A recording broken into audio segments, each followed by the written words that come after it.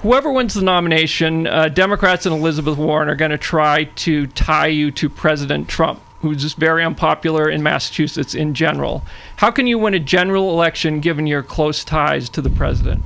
Well, first of all, Joe, thank you for having me, Hillary. I appreciate you having the debate and the Herald as well. The most important thing, and I know the three of us are united in this, whoever becomes the nominee, we have to make sure that we get rid of Elizabeth Warren down in Washington, D.C. She's not helping Massachusetts. Having supported the president in 2016, that gives me a chance to have a seat at the table in Washington that currently Massachusetts doesn't have. We had congressmen protesting the inauguration. We had Elizabeth Warren, of course, basically rejecting every administrative nominee the president had. If we get a Republican to finally go down to Washington, we're going to actually be able to help Massachusetts at a time when Washington is run by Republicans. So first of all, pragmatically, that's good. Secondly, the president himself in Massachusetts got 20,000 Democrats to unenroll and vote for him in the primary. I think that Geoff needs to look at his math, because Donald Trump will have a hard time in the general election if you are a blind loyalist like Geoff is. I think that's going to be a tough time in Massachusetts. You need to vote for someone who actually can reach across the aisle and who independents can vote for. Yeah, I know Beth lost the convention overwhelmingly to me, so she's going to try to do what she can to be negative in this debate, I'm sure. The goal, of course, for any one of us going to Washington is to replace a senator that's done nothing for Massachusetts. And the president in Massachusetts, by the way, if people want to actually look at the numbers, got more votes than our governor, Charlie Baker, if you look at a vote total. Just as a quick follow-up, for all of you, will you vote for President Trump in 2020? Oh, absolutely. John Kingston? Look, early innings still. We haven't even gotten to the midterms. He hasn't declared, so let's figure it out from there. Oh, he's declared. Yes, yes or no, sir? No, I think he has not declared, and we're going to get past the midterms, and we're going to figure it out. Well, I'll put that down as undecided for now. Beth Lindstrom? Yes, I would. Would you vote to approve a Supreme Court nominee who's ruled to restrict abortion rights, or who simply won't say what their position is? So let's put it this way, right? Justice Gorsuch and Judge Kavanaugh, both don't opine on the subject of Roe versus Wade, except to say that it's the binding precedent of the land. Both of them have said that. They're both wonderful judges, and they both should be nominated. So they've failed to speak on that issue.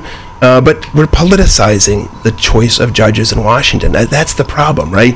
What we need to do is find people that will interpret the law faithfully and not make it a political matter. I think Elizabeth Warren is creating this hysteria over Roe versus Wade, and I do not believe that it would be overturned. I think that this is the leftist play to be able to not be able to have his nomination go through. Would you support a push to nationally legalize marijuana? Let me just give you a quick backdrop on this, and then I can answer the question, and that is that we are in the middle of an opioid epidemic as declared by the president, as acknowledged by Governor Baker since he got into office with the resources that we're trying to put towards fighting the opioid crisis. And by the way, Elizabeth Warren voted against a bill called the 21st Century Cures Act that last year gave Massachusetts millions of dollars to fight the opioid crisis. She was the only one to vote against that from the Massachusetts delegation. That being said, I'm personally not for legalization of marijuana. However, the people spoke in Massachusetts with the referendum to make it legal, and when the legislature took up the issue to try to intercept the law and modify it and add taxes, I voted against that because the will of the people should stand. It happened once every 6 years that I agree with Elizabeth Warren, but yes, the Cory Gardner-Elizabeth Warren bill is reasonable.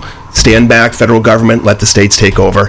There's a lot of concern from Democrats and from others that ICE has overstepped its bounds lately, is going after immigrants who don't have a criminal record, being tough with, families and that kind of thing. Do you think ICE needs some reform? If not abolishing, does it need some reform? Well, ICE was created after, we always had INS after 9/11, then agencies merged and created ICE, and they're responsible for two things, the enforcement and also some Homeland Security investigation. So which of those two things does Elizabeth Warren want to get rid of? That would be my question. there are some bad actors everywhere. I think if there's some bad behavior, those managers and those overseers need to fix those bad actors. But other than that, no, this is bad policy. I think even Obama's former Homeland Security Director Jay Johnson said, abolishing ICE is not sound policy. Sensible Democrats, independents, and Republicans all know that we need to stand behind those who enforce our laws. I mean, either on the side of ICE or on the side of police, again, reminding our listeners that she called the police an occupying army and said our criminal justice system is racist beginning to end. All of these concepts are out of step with what people of Massachusetts want. And again, I'm going to win on that one in November. What's next? Are we going to say that we should get rid of the Drug Enforcement Agency? Just any federal agency that Elizabeth Warren doesn't like, we should just abolish? In my opinion, we need to strengthen ICE, give them more tools and resources if states around the country try to work against them, like we've seen out in Portland, Oregon, where literally a siege happened against an ICE office, a physical building. They were kept from going in their building. If somehow the vote to impeach were to come before you, would you vote to impeach? No, of course not. And I mean, this gets back to, I think, what we saw in 2016 was a problem with the Department of Justice, the FBI, different agencies under the Obama administration trying to create a crisis that didn't exist, a false dossier to be able to surveil the Trump campaign. I think we need to let Mueller's investigation take its course. We need to see, yes, there has been some influence, certainly from Russia. We know that. We know there's been meddling. But whether it's been collusion or, we don't know that yet. We need to let this investigation take its course. And then we need to, uphold the law when the law comes. It's not something which should go forward as a concept here, absolutely. All right, thank you very much. Another kind of Russia question. There's been a lot of criticism of President Trump. The Russians aren't our friends. They just flat aren't, and neither is Putin. On the subject of whether they actually meddled in our 2016 election, everybody agrees they did, and everybody also agrees that they're trying in 2018 too. And it would be foolish, absolutely foolish, to not stay on our toes in that regard. Jeff? Russia is not the old Soviet Union, and so, to me, the bigger threat is someone like Elizabeth Warren, who we found out the other day. Elizabeth Warren is a big problem. she wants to get you heard her recently on CNBC talking about how she wants to tax us anywhere between 50% and 90%. She seems to be the new communist regime here in the United States with the progressive movement to make government so big, whether it's taking over healthcare, free education, all of that coming at a price tag with healthcare of $32.6 trillion. That doubles our $34 trillion federal budget. I think that the summit, while it wasn't the greatest moment, certainly wasn't the end of the world that I think Democrats want to paint it out to be. Beth? So I think it was right for Trump to meet with Putin in Russia, and I was saddened that he used those words, but he corrected himself shortly thereafter. But we should be meeting with our adversaries, everybody. It's foreign policy. Take the opportunity to tell them what we feel that they are doing wrong. But I think that Trump has actually been much stronger on Russia than even Obama has. We know that our president has a different style, but I think we need to look on the results.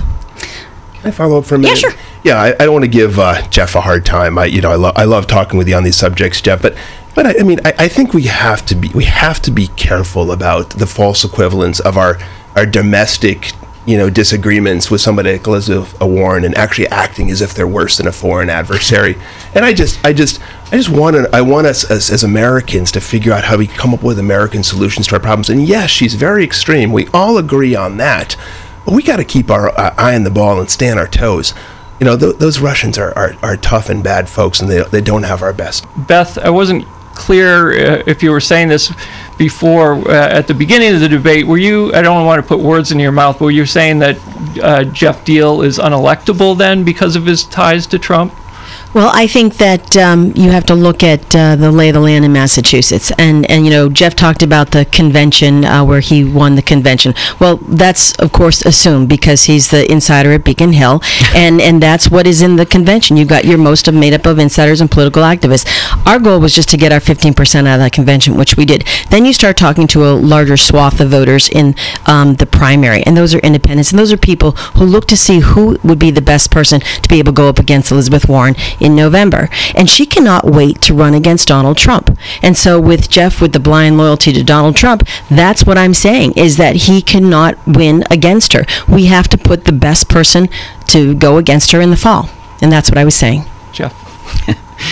I love this this insider thing. I'm not the one who's worked for 30 years for political candidates and then ultimately been given six-figure jobs in administrations year after year. So let's just put the fact that I've been elected 4 times. I was 40 years old when I decided to run for office, and the priorities have always been for me the people of the district I represent. And working for Massachusetts would be a dream if I went down to the Senate to do the work for them. You're not talking to an insider. The conversation between two insiders about who's more insider, just is why an outsider businessman is what we need in Washington. Between Warren, Lindstrom, and Diehl, I'm going to be the only person that's never taken a paycheck from a government. So what we need is outsiders fixing broken Washington, and that's what I'm going to do in this game. And that's why I'm going to beat Elizabeth Warren on that premise.